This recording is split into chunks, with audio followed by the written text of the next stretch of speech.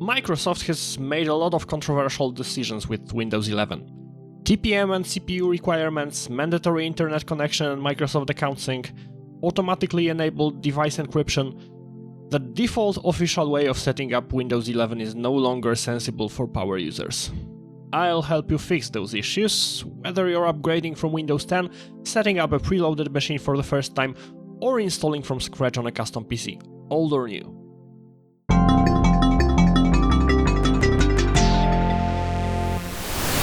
There are a lot of guides related to the problems I mentioned, but I wanted to make a one-stop guide for everything that will also tell you what each of the hacks really does, and what are the trade-offs, so that you can really know what you're doing instead of blindly trusting anyone, including myself. And before you rush to comment about switching to Linux or getting a Mac or whatever, that's not the right solution for everyone. Some of us want to stay on Windows, but it shouldn't mean giving in to all of Microsoft's anti-consumer decisions. Staying on Windows 10, whether retail or LTSC, isn't really a great solution either in my opinion. You'd be giving up updates and future software compatibility, and there don't seem to be many drawbacks to running Windows 11, even on unsupported hardware. Also, feel free to skip the chapters you're not interested in. Here's a cheat sheet with timestamps for your convenience.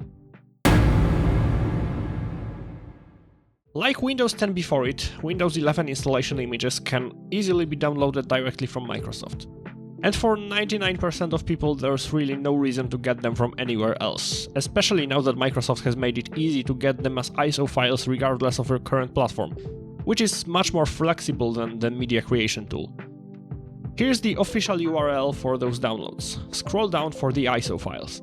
The ARM64 version mentioned here is mostly for Qualcomm-based laptops and virtual machines running on Apple Silicon Macs. Pretty much all other machines, those that have Intel and AMD CPUs, need the x64 version, which is the default. In either case, select Windows 11 from this superfluous dropdown, click Confirm, and you'll be asked for the language. In general, choose the language that you want to actually use. You will be able to install additional languages after the fact, but this one will be used in the installer and initial setup, and may poke through in some places even if you change it later. A couple of gotchas to watch out for. English International is actually UK English, Chinese Simplified and Traditional are more specifically Mainland Mandarin and Taiwanese Mandarin, and Brazilian Portuguese is listed under B, even though dialects of Chinese, English, French and Spanish are grouped together. Also, if you intend to upgrade an existing Windows installation, you'll need to match the originally installed language to be able to retain your data. That may be different from the display language you're currently using, so if in doubt, open an administrative command prompt and type this command. The one you're looking for is default system UI language, and it will be listed as an ISO language and country code pair. Once you choose the language, you'll get a temporary link to an ISO file. You can use it directly if installing on a virtual machine. You can also perform an upgrade directly from a mounted image. I'll talk about that in the next chapter. For a clean install on real hardware, you can go old school and burn it to an optical disc, although it's too big for a single layer DVD, so you'll need a double layer one or a Blu-ray. More realistically, you're going to write it to a USB drive, and we'll discuss two methods of doing so in the following chapters too. I'll also mention one alternative way of downloading those images. There's a PowerShell script called Fido that also downloads the ISO from Microsoft servers, but through a minimalist desktop UI or from the command line. You can get it from its GitHub page, and it also comes bundled with some popular related tools, most notably Rufus, which is made by the same developer. I wanted to specifically mention that it's also safe to use, as in some cases it may be more convenient to use than the website. The procedure we'll discuss in this chapter can be used to upgrade an existing 64-bit installation of Windows 10 or even Windows 8, as well as to install feature upgrades on Windows 11, for example to update from version 24H2 to 25H2. This latter use case is especially important on older unsupported hardware, as on those machines the new versions don't show up in Windows Update. To perform an upgrade, you don't need to write the ISO image anywhere. Just mount it. Double-clicking it should do that, but if you have some disk burning software installed, you might need to choose Open with Windows Explorer instead. Normally you can just open the setup.exe file to launch the update, but there are at least 2 cases in which you'll need to do a bit of extra work. If your computer doesn't meet official Windows 11 requirements, the installer won't let you through. This check is even stricter than the one during a clean install, so you might see the installer complain about an unsupported CPU even if it wasn't a problem before. The workaround is to open a command prompt at the root of the install image and type this command. This will make the first stage installer think that you're installing Windows Server, which has looser requirements. There's no harm in installing that way, even on supported systems, and the only side effect is weird messages during the first stage of installation. However, remember that some hardware requirements are real. You need a CPU that supports SSE 4.2 and POP-CNT, so a 2008 Intel Core or a 2011 AMD FX at minimum. Anything older, and even if you manage to install, you'll get blue screens at boot. The second workaround you may need is if your boot drive is encrypted with a third-party tool like VeraCrypt or Diskcryptor. You need to point the installer to the encryption drivers manually using the Reflect Drivers option, and the encryption tools have their additional post-install scripts that you provide via the post-OOB option. Here are the command lines for the 2 tools I mentioned. And if you also need to bypass the hardware requirements, you'll need to use the product server hack as well, so the final command lines will look like this. If you're not sure about the paths to use, check if this file exists. If it does, it'll contain the exact arguments you need, just formatted differently. It is also used when such updates are installed via Windows Update, which is why those should work fine, as long as your hardware is supported, of course. If you have access to a computer that already runs Windows 8 or later, the easiest way to create installation media is to use Rufus. Download the newest version from rufus.ie, run it, plug in the USB drive you want to write the installer onto, making sure that you're okay with everything on it being erased, and choose your ISO file. The default settings are generally sane, but take note of these 2 options. If your computer is from at least around 2013, especially if it originally came with Windows 8 or later, then GPT and UEFI non-CSM is almost certainly what you want. If you know that you're installing on an older computer with legacy BIOS only, change them to MBR and BIOS or UEFI CSM. Rufus is designed to make Windows installer USBs which are bootable via one method only by default. After clicking Start, Rufus will ask you to choose a couple of hacks it can automatically apply. The top 2 options are enabled by default, and there's no harm in keeping them like that. They won't interfere with setting up on officially supported hardware or setting up an online account if you decide to do so. Checking Disable BitLocker Automatic Device Encryption is probably also a good idea. Not because BitLocker is bad, it isn't, but because the default settings are somewhat dangerous, and I think it makes more sense to set up encryption later manually if you so desire. I'll talk about it in more detail later, as it's not specific to Rufus. Rufus is, unfortunately, a Windows-only program. So if you only have access to a Mac or a Linux machine, we'll need to go the manual route. Unlike many Linux distributions, Windows ISOs don't work when transferred to a USB drive sector by sector. You need to make a file-by-file copy instead, but there are a couple of gotchas. I assume that you know your way around the file manager and the command line in your current OS for this procedure. We'll need to use a tool from the Wimlib project, so let's install it first. On a Mac you can install the Wimlib formula via Homebrew, and packages for a couple of popular Linux distros as well as manual build steps are listed on the project's GitHub page. The tool we'll need is WimSplit, so you may verify that it runs. Once that's done, prepare your USB drive by formatting it. You can use Mac Disk Utility, GNOME Disks, or your favorite command line tools to do that. The safest bet is MBR partitioning with a single FAT32 partition. Now it's time to copy the files from the ISO image to it, so mount it. But there's a catch. The image includes a file that's too large for the FAT32 file system, but only FAT32 is bootable on all computers. There are a couple workarounds for that. Rufus formats the drive as NTFS with an additional bootloader partition, which is an option, but that's a bit cumbersome to do manually. Instead, we'll take advantage of the fact that the Windows installer supports split files. So first, copy everything except the install.wim file from the sources directory. From a GUI, an easy option is to copy everything except the sources directory first, then create it as empty and copy all its contents except for install.wim. Once that's done, open a command prompt and run wim split.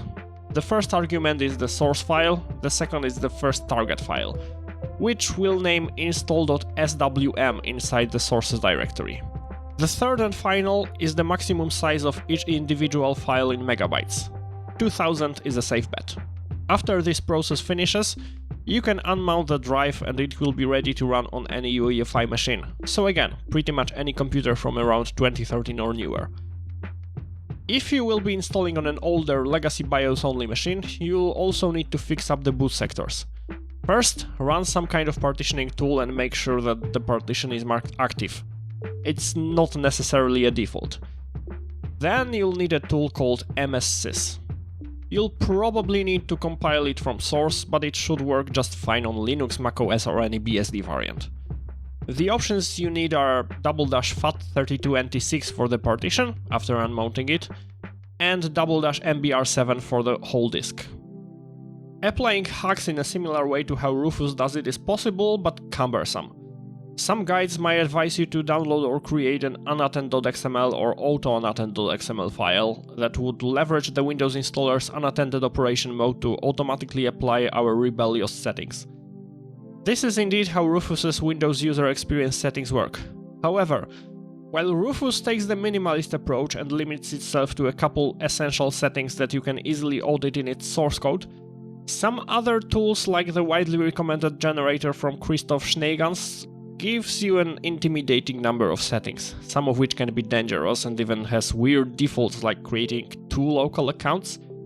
I believe that most of Microsoft's defaults are sane, so if you decide to use Christoph's generator, I'd advise you to choose configure for minimal output as the base configuration and conservatively apply customizations as necessary.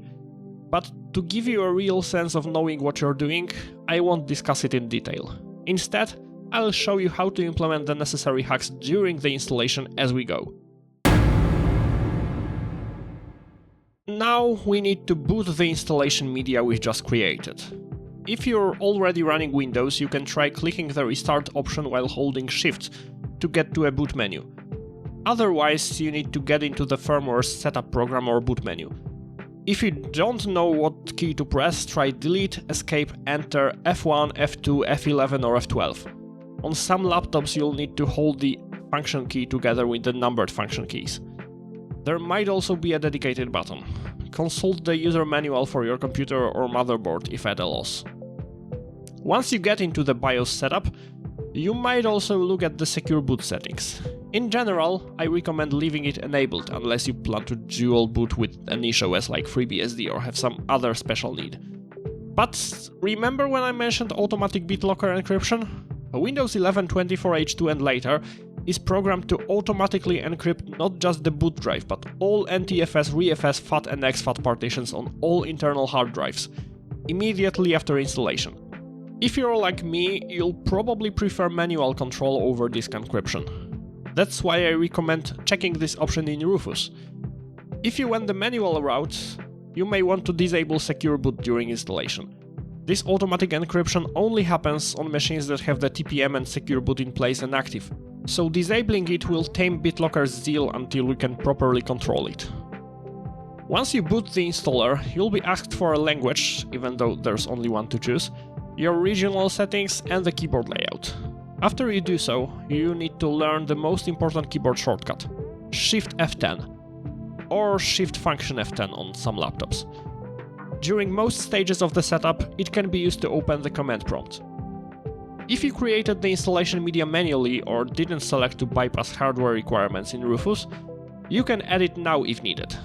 To do so, type regedit to open the registry editor, navigate to HKey local machine system setup, create a new key called labconfig, and in it create 3 dword values called bypass RAM check, bypass secure boot check, and bypass TPM check, and set the value for each to 1. Note that it's a temporary registry that exists only in RAM during the installation, so these won't persist after a reboot. Back in the installer, agree to delete everything and click Next. One of two things may happen next. On a custom PC or a virtual machine, you'll be asked for a product key. If you have one, you can enter it now, or you can click I don't have a product key and choose the edition of Windows instead. The product key can be provided later after the installation, or if you had Windows previously installed on the same computer, the activation logic may even look it up in an online database based on some serial numbers.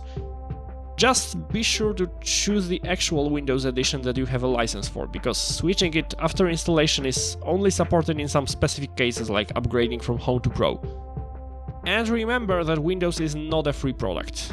It will keep working even without activating, but if you didn't buy a license, that's piracy. I'm just mentioning it though, not judging. Speaking of legal stuff, on pre-built machines that had Windows pre-installed, you'll probably be dropped straight to the license agreement screen or get the system requirements error, without any questions. These machines have the Windows product key baked into the firmware, and the installer will use it automatically. This is probably what you want. But if you want to install a different edition, for example if your machine came with a home license and you already bought a Pro key, then create a file called ei.cfg inside the sources directory for installation media, with contents as shown on screen. You can even do it from within the installer, for example by opening Notepad from the command line. You'll need to reboot and start again though. With this file in place, the installer won't ask you for a product key, but it will let you choose the edition to install. Anyway, once the edition is sorted out, let's continue with the installation. If you get the system requirements error, go back and apply the registry settings I mentioned earlier. In some versions of the installer that might require a reboot though. If you get to the license agreement screen, it means that the requirements are sorted out and you can continue. Next question is about the drive or partition to install to. Note that without repartitioning, you can only install to GPT partitioned drives in UEFI mode or to MBR partitioned ones in legacy BIOS mode. If the partitioning scheme doesn't match, the only thing you can do from within the installer is remove all partitions, which will automatically recreate the right partition table. If you need non-destructive conversion, you'll need a third-party tool for that. If you select empty unpartitioned space, a new NTFS partition will be created there, along with any auxiliary partitions needed. You can also choose an existing Windows partition. If there's any personal data there, the installer will try to retain it. But you have no control over it, so proceed with care and make backups. Any existing installations of Windows will definitely be removed though, and your old home directories will be moved to a new folder called windows.old. And if you want to install on a partition that's encrypted with BitLocker without deleting and recreating it, you need to first boot from it and suspend protection. On Windows Pro, open the BitLocker control panel and click Suspend Protection. On Windows Home, open an administrative command prompt and type this command. If you reinstall over such an encrypted volume without reformatting, your encryption keys and recovery password will remain unchanged. And if you need some more advanced partitioning during installation, press Shift F10 to open the command prompt and run diskpart. Just don't forget to refresh the UI afterwards. The installer won't let you install to an external drive. If you need that, you'll need to use DISM or Rufus's Windows to Go feature, and both are beyond the scope of this video.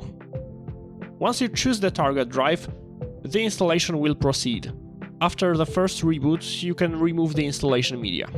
You actually should do so, as it may interfere with some features later. And after a couple of minutes and one more reboot, you should see the out-of-box experience UI, which is where we'll meet with people who bought PCs with Windows pre-installed. One of the reasons you're watching this guide might be because you don't want to use a Microsoft account. Thankfully, there are still a couple of methods to do that, which still work even on the latest Insider builds. Before you click anything in this out-of-box experience wizard, if your computer has a wired internet connection or is a virtual machine, I'd advise you to unplug the real or virtual network cable. You'll see why in a minute.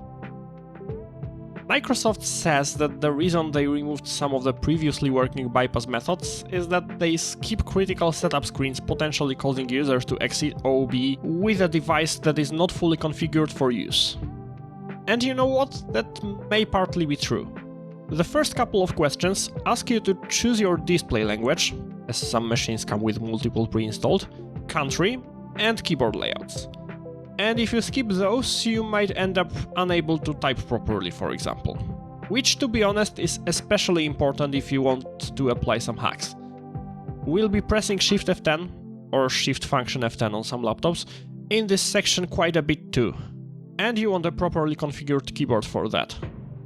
By the way, if you open the command line now, the settings are those previously chosen in the installer, which, in case of a pre-built machine, may be anything. Once you go through the regional settings, you'll be urged to connect to a network.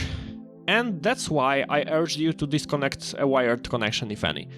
Once Windows gets access to the internet, it will immediately start downloading updates, which will take a while, so you may actually want to avoid it. If the version installed is Windows Pro though, we can actually go the officially supported route even for a local account. So for this method, let's connect to a network after all. If your Wi-Fi adapter is detected and supported, you'll get a list of wireless networks found. If your Ethernet adapter, real or virtual, is detected and supported, you can plug in a cable as well. Things are a bit more complicated if Windows doesn't have a driver for your network card. That's why there's an Install Driver button.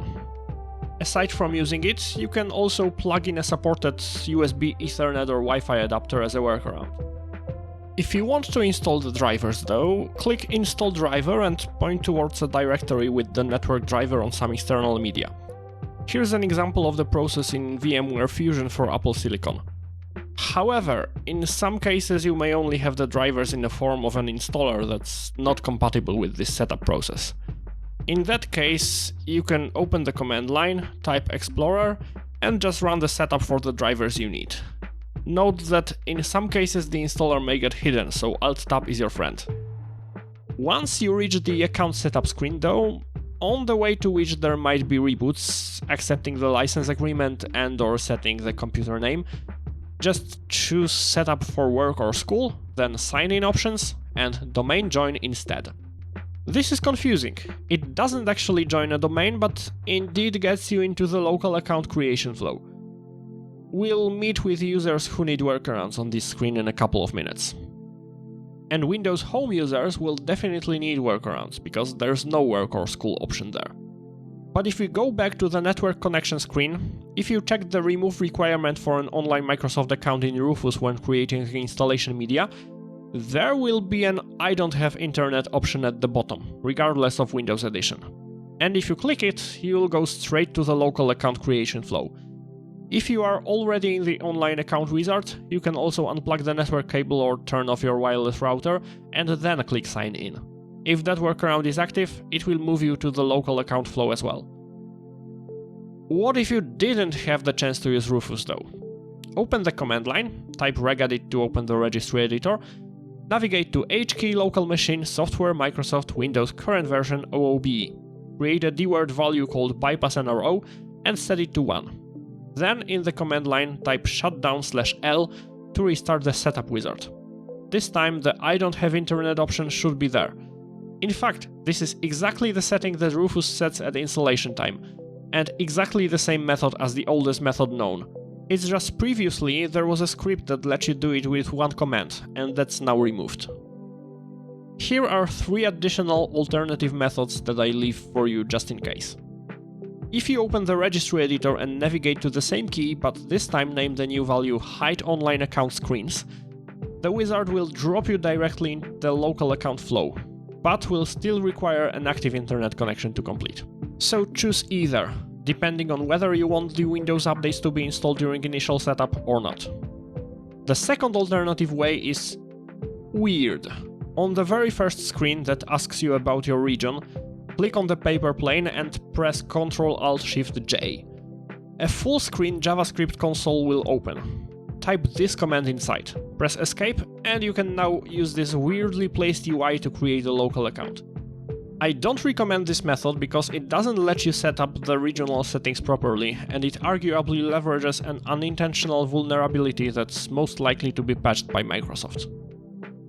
What isn't likely to be patched by Microsoft though is command line tools for managing user accounts, so the last alternative way leverages that. Here's a list of commands to type. First, we switch to the modern PowerShell as the default CMD shell doesn't have some features we need. Then we create the new account with no password and disable the password expiration mechanism. Without that, you might be asked to change your password every couple of months by default. Next, we give the new user administrative privileges. This is especially important because if you end up with a system with no administrative user, it will be very difficult to fix. This command doesn't really do anything other than printing information about the user. It's for the final sanity check before we potentially lock ourselves out of the system. If everything is okay, then we can disable the temporary user under which OOB runs, and finally launch the registry editor. Navigate to HKey local machine, software Microsoft Windows current version OOB, and remove the default account action and launch user OOB entries. Now type shutdown/L. You'll get an error message, but on the next screen you'll be able to log into the new account and everything will be normal from there. You might have noticed that I advised you to create an account with no password. And when using the official UI flow, I also recommend that. Why? Because if you set one now, Windows will require you to set 3 mandatory security questions, and that's just a pain to set. You probably want to protect your account with a password, but setting that after you reach the desktop has much less friction. Before you get to the desktop though, you'll be asked to set a couple of privacy settings. For some regions, like the US, there's a single screen with a number of switches, while in others, like the EU, there are separate screens with large explanations. You can set them however you want, although I've got a feeling that if you're going for a local account, then you will probably want to disable everything. I mentioned that the device that is not fully configured to use narration might have some credibility. So now that we are on the desktop, let's go through the settings that you might have unwillingly skipped by using those workarounds. And some that Microsoft skipped for you and maybe shouldn't have. First, the regional settings. Open the settings app and go to time and language, then date and time, and check that the time zone is set right. Windows doesn't ask you for the time zone, and if you live in a country with more than one, like the US, then the default might not be right. If you skip the regional settings screens, you might also want to go to language and region now.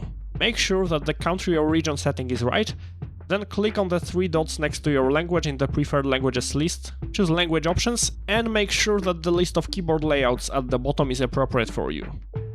If you've ended up changing anything here, go back and under additional settings click copy next to both the copy current user settings to welcome screen and system accounts and copy current user settings to new user accounts options. In slightly older versions of Windows 11, instead of those there will be an administrative language settings option. In that case, open it, click copy settings, check both of the checkboxes and accept the changes for an equivalent result.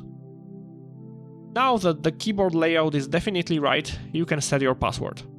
Go to Accounts, then Sign In Options and Password. Click Add to set your password.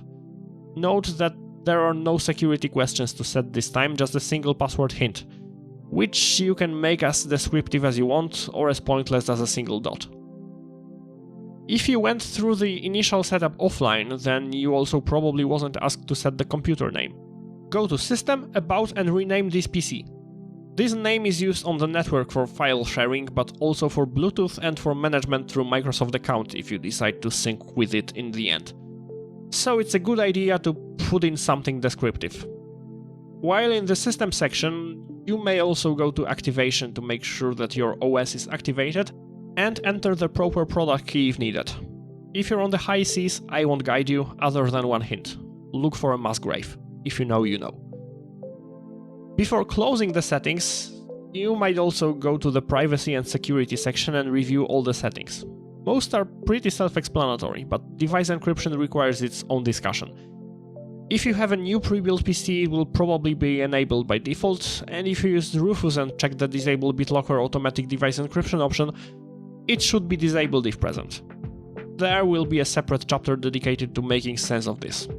But if you're part of the crowd who created the installation media manually and followed my advice to disable Secure Boot during installation, we have some unfinished business to do to get on par with those who used Rufus. The device encryption settings should be absent for you now. and that's okay. Type regedit in the taskbar search box to open the registry editor, navigate to HKey local machine system, current control set, control BitLocker, create a new dword value called prevent device encryption and set it to 1. Now you can turn secure boot back on in the BIOS, and after 2 reboots the options should appear. Just without this registry setting, it would automatically turn itself on in a minute. But now you remain in control. As I mentioned, we'll discuss encryption in detail later. Sometimes you may want to use the Microsoft account after all. There's OneDrive, there's EdgeSync, Copilot integration, Teams, paid app in Microsoft Store, and all the other features that may actually make sense for you. However, even if you want to use a Microsoft account, my recommendation is to use a local account initially. Set up all the essentials and then log into the online account later if you need or want it. There's also a compromise approach. When you try logging into, say, OneDrive or Edge, you'll see this sneaky screen during the login flow entitled "Use this account everywhere on your device." If you click Microsoft Apps Only instead of Next, you can get what, in my opinion, is the best of both worlds. Get most of the Microsoft account functionality without syncing your entire Windows installation to it. If you decide to fully log into a Microsoft account after all, you can also convert your existing local account by opening the settings app and navigating to Accounts, and then sign in the big obnoxious Microsoft account option. This has an additional advantage that your user profile directory will keep the name of the local account before conversion. Microsoft only added an option to choose a name for it in recent insider builds, and even that requires some command line hackery, so I think starting with a local account makes more sense. You can also go back when logged into a Microsoft account, open Settings and navigate to Accounts, Your Info, and sign in with a local account instead. You'll be asked for a new account name, but your home directory will not be renamed, and you'll stay logged into some apps like OneDrive or Edge. If you decide to use a full Microsoft account after all, there's one important caveat that you probably want to know about. When setting up an account from OOB or converting a local one, you'll be asked to set up a PIN. It can be numerical, or you can enable the include letters and symbols option to make it basically a password, but used for this specific computer rather than for the online account as a whole. But since this PIN is considered part of the Windows Hello framework, it will be protected with your computer's TPM chip as long as it has one. Which means that if the TPM data gets damaged, or if you try moving the hard drive to another machine, you won't be able to log in normally. Instead, you'll be directed into a PIN recovery flow that requires an internet connection to log into your Microsoft account again for verification. If that sounds bad to you, well, you can disable the TPM in the BIOS, but that comes with its own limitations, particularly if you want to use disk encryption, so I wouldn't recommend that. Instead, go to the Accounts section in Settings, and in Sign-in options under Additional Settings, disable the option called "For improved security, only allow Windows Hello sign-in for Microsoft accounts on this device." Since it enables another login method, you can even remove the PIN altogether afterwards. What will be used instead? Well, the password to your online Microsoft account. And the last known password can be checked locally, so for example, if you don't turn on your computer for a month, and during that time you change your online password from a different device, you'll be able to use the old password to log into your computer, whether it's online or offline. If it's online, then you can of course also type your new password, which will be checked through the internet and the local password database will be updated accordingly. And by the way, this is also the password you'll need to use when accessing file and printer shares remotely, even if local login uses Windows Hello. For username, you can use either the full email address or the short name of your home directory. Ultimately, it's your call. Enabling mandatory Windows Hello probably protects your computer better indeed, but you're entrusting Microsoft with that. On the other hand, disabling it, or better yet using a local account, better protects you from locking yourself out. BitLocker has been around since Vista, mainstream since Windows 8 and available on most modern computers since around 2017. Albeit Windows Home only has a limited version called Device Encryption. Windows 11, 24H2 and later do a heavily controversial step of enabling that by default on all clean installations. And don't get me wrong. Disk encryption is probably good for you. It's the only actually robust way to protect your data in the event of your computer getting stolen or physically tampered with. But I believe in having choice and control more than in encrypting all partitions on all internal drives, including those added later without asking. So let's take that control back. To manage the device encryption feature, open the Settings app, go to Privacy and Security and select Device Encryption. If there is no such option, then most likely your computer doesn't meet the requirements. For example, Secure Boot may be disabled. However, if you just re-enable Secure Boot, you may need to reboot once again for the setting to show up. In any case, you can also open the administrative command prompt and type manage BDE-status to verify that all your partitions are in the fully decrypted state. If you have Windows Pro, then my advice is to ignore this setting altogether and use the BitLocker UI instead. There's a link here, but you can also access it by typing BitLocker in the search box. Both features use exactly the same tech underneath, but the BitLocker UI lets you configure everything manually for each volume and choose where the recovery key will be stored.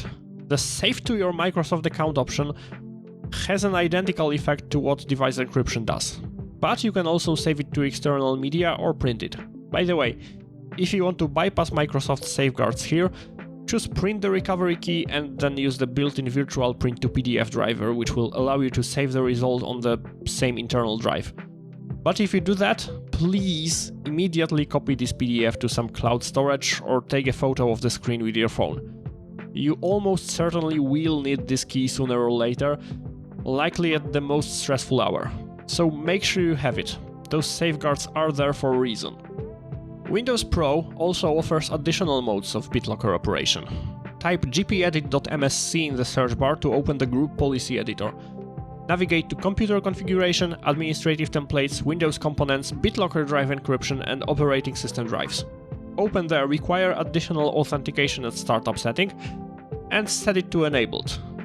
Optionally, you can also customize the advanced options here.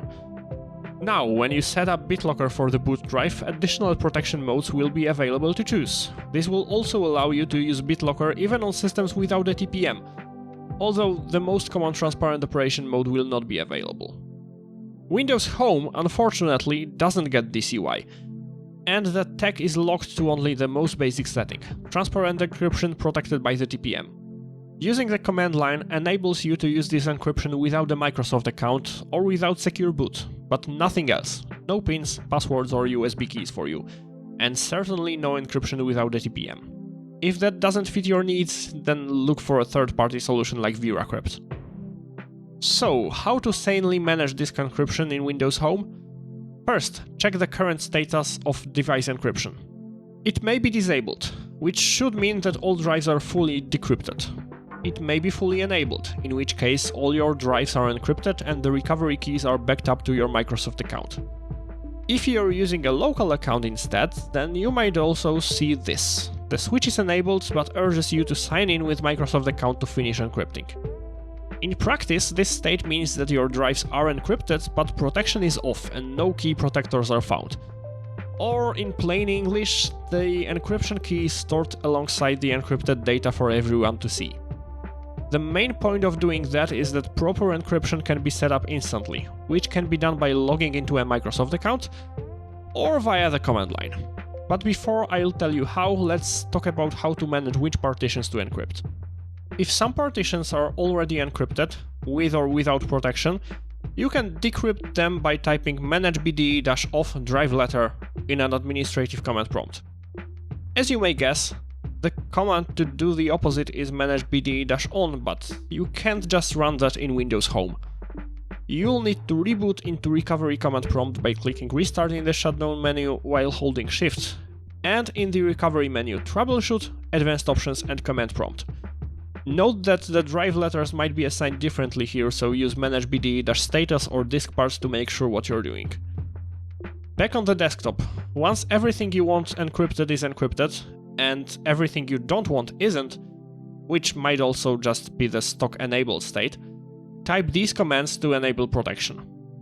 In each case, unlike the official UI, you won't be nagged to keep safe of the recovery key, but you definitely should do so. You will need these keys sooner or later, trust me. Copy and save each of them somewhere safe along with the ID. If you need recovery, it will be shown to give you an idea which recovery code you need. When you run the status command, you should see 2 protectors added and protection on for each encrypted drive. If something went wrong, then use the protectors delete command to remove protectors and start over. And if you missed the recovery key, you can use the protectors get command to retrieve it. Meanwhile, the device encryption settings panel will start telling you that it can't manage your drives anymore. So just remember that in the future you'll be able to manage encryption from the command line only. But that's the price for retaking control over it. As you can see, setting up Windows 11 as a power user is a bit of an ordeal. Maybe it's too much for you and I've just given you a reason to switch to Linux or buy a Mac. But the good news is that most of this work only needs to be done once. Well, unsupported configurations won't receive feature updates through Windows updates, so you might still need to run the upgrade process manually once a year or so, but I personally find that reasonable. Windows 11 is really a perfectly solid OS, and once you configure it your way, it shall serve you well, even if you don't like what Microsoft is trying to force users into. I hope that I could help you with achieving such a setup.